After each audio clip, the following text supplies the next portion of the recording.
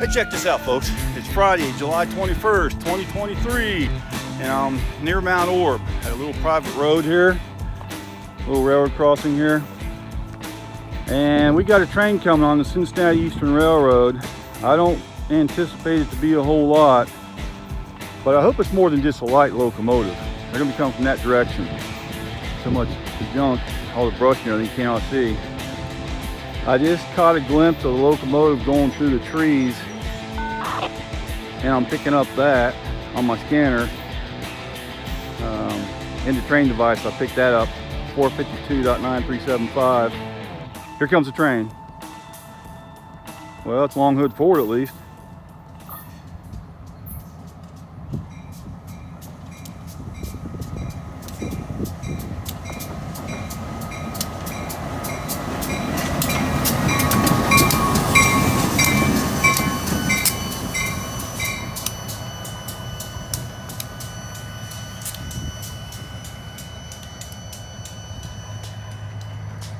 This is near where they had that track that got warped. Just right down that way. They had to fix the track warp from the heat.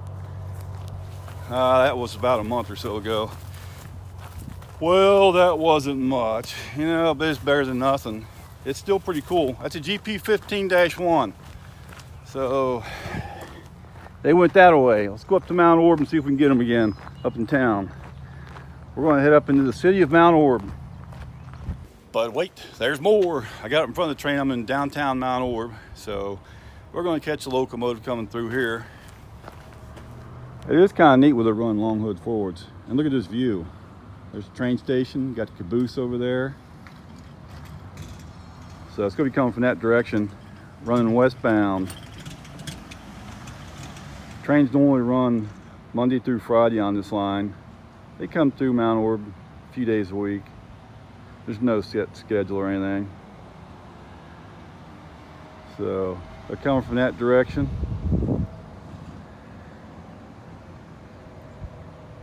Just haven't filmed them in a while. And I get a lot of people asking about them. While we're waiting on them, here's my radio. A lot of people keep asking about this radio. Let's put this on here. There you go. It's got the frequencies on it. Top one is the railroad frequency they talk on, 160.860. The other one is the in the train device. What's the chance of that truck going by right now? Oh man, what were the odds of that? But anyways, here's the radio. You can buy one of these cheap things for about 25 or 30 bucks. It's a UV6R Baofeng. It's a transceiver. I do have a radio license, by the way. I'm an amateur radio operator, so I can legally have this in my vehicle in the states that require licensing, like Kentucky. Be aware of that. If you're in Kentucky, you have one of these in your vehicle, you could actually be arrested for that if you're not licensed for it. Keep that in the back of your mind. I've had several times where the police have gave me a hard time over that radio. But here comes the train.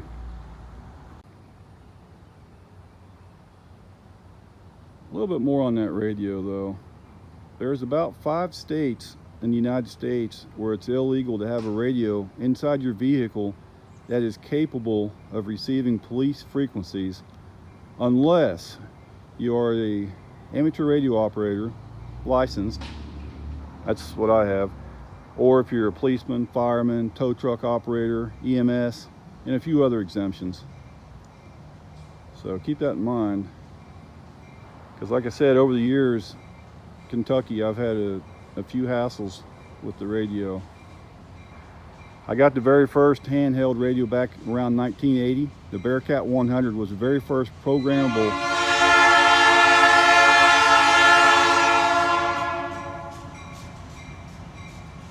Here they come.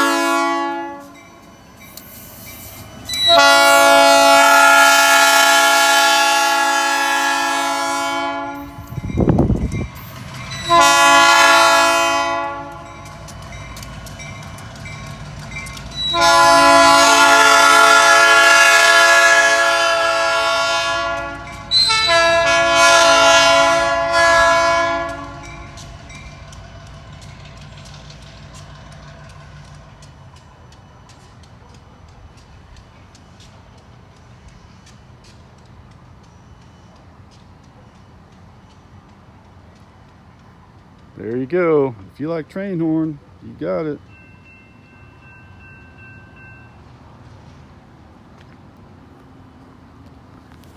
Okay, that was pretty good. Wasn't much, but it still counts as a train. At least I think it's a train. All right, thanks for watching, everyone. You know, I might tack something else on here. I'll put another video on here, something I haven't posted. So we're not dead yet. Now the gates are starting to go back down again. They'll go back up. They're all the way down.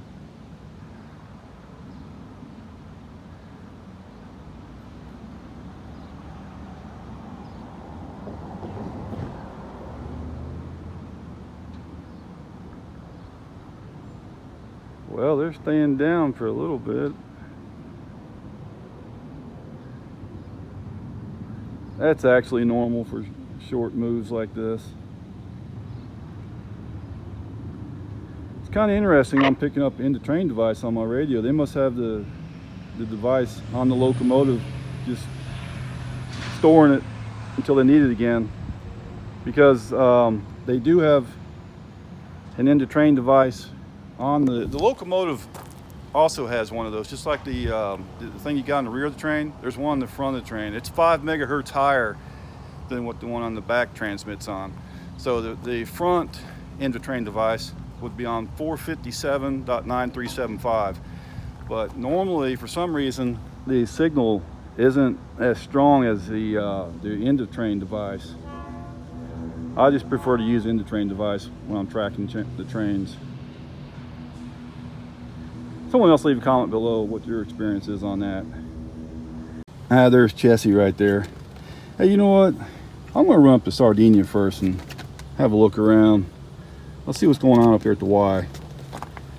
So skip the other video for right now. Let's run up to Sardinia and see what's going on. Right, Chessie?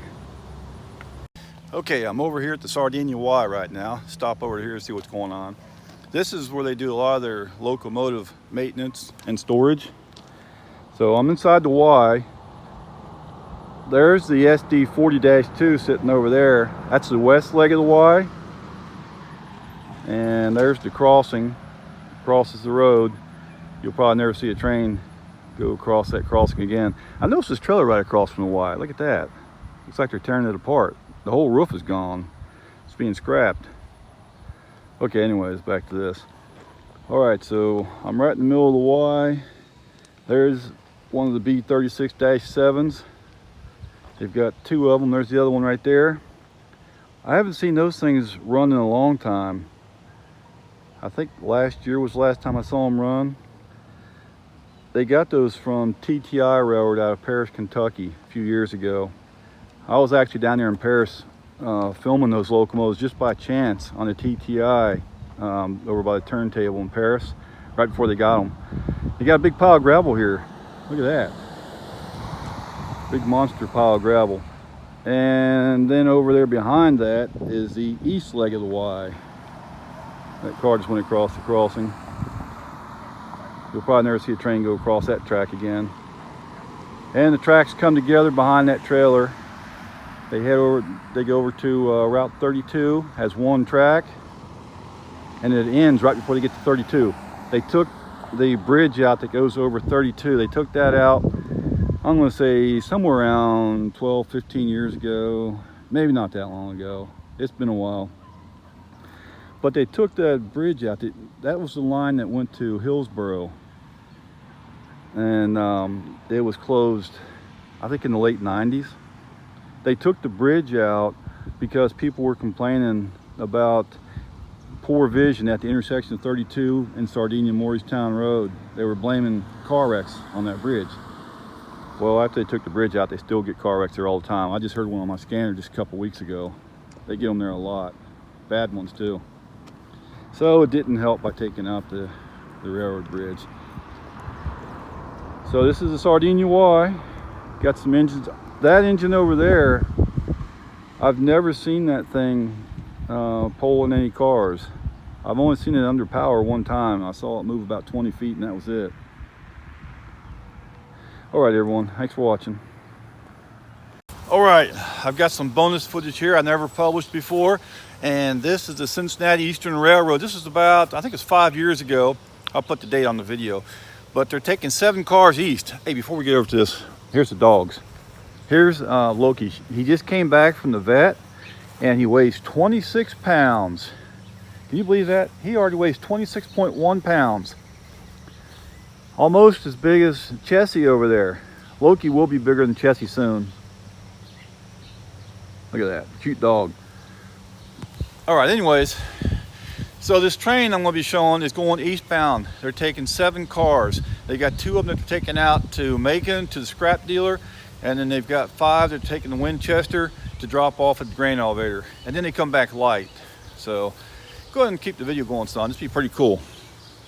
And there's Loki. Let's have another look at him.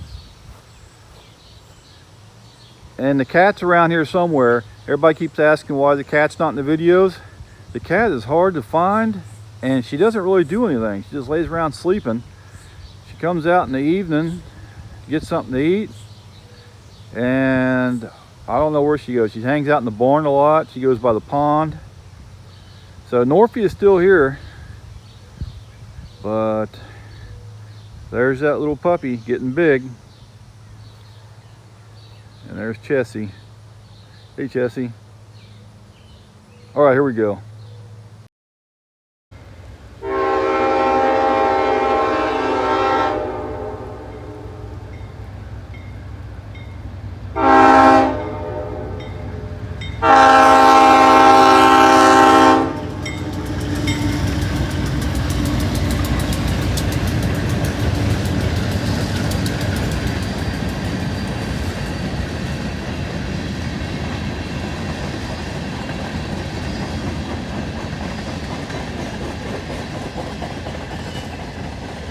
Milepost 45.3, Bean Road.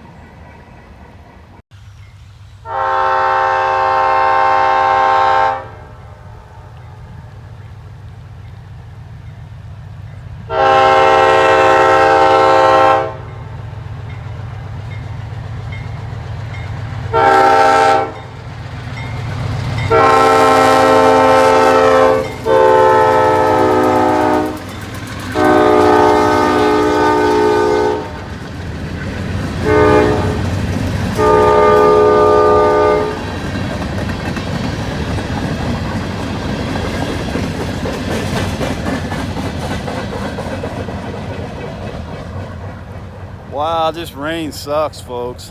Hey, I want to say a shout out to the CSX Train Master. Also, there's 2 other YouTubers I was going to give a shout out to, and I forgot who you guys are. Remind me again. This time I'll write it down. I'll give you a shout out. Woo! I'm out here in the rain.